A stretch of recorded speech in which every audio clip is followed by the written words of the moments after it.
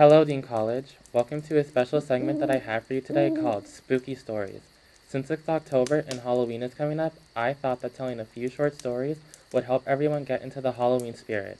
I have two short stories today that I will be telling. The first one is called Who's in My Bed?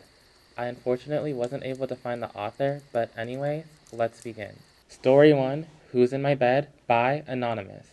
A father went to say goodnight to his 7-year-old son, very well knowing that if he didn't, his son would have trouble sleeping. It was a nightly routine between them. He entered the dimly lit room where his son waited under his blanket. At first glance, the father could tell there was something unusual about his son tonight, but he couldn't put his finger on it. He looked the same, but had a grin that drew from ear to ear. "You okay, buddy?" the father asked. The son nodded, still with the grin before saying, "Daddy, check for monsters under my bed." The father chuckled a bit before getting on his knees to only satisfy his son. There, under the bed, pale and afraid, was his son, his real son. He whispered, "Daddy, there's someone on my bed." The end. Now, that had a plot twist. Did you see that ending coming? I have one more story to tell you guys, and it's called The Prettiest Girl in Class, and it's by Twisting Straw. I will now begin. Story 2, The Prettiest Girl in Class by Twisting Straw. She was the prettiest girl in class, but of course, she never heard that from me. I was obsessed with her. I'd steal glances at her every chance I got.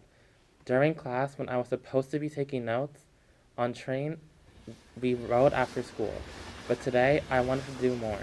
I hopped off the train when she got off and followed her out of the station and onto the sidewalk.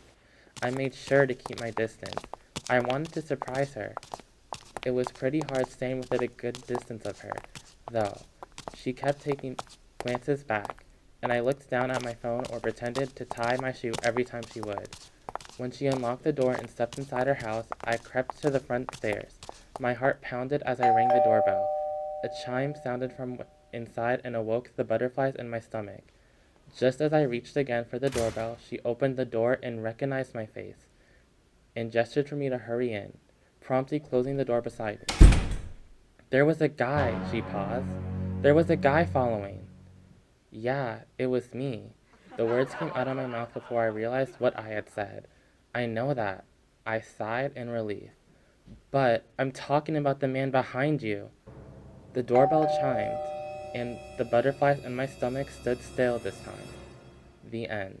Despite the creepy ending, I would argue that the protagonist was just as much a weirdo as the creepy guy in the short story. But with that, it is now time to wrap up this segment. I hope you enjoyed listening to the stories I told you today. Goodbye, everyone, and I will see you again someday.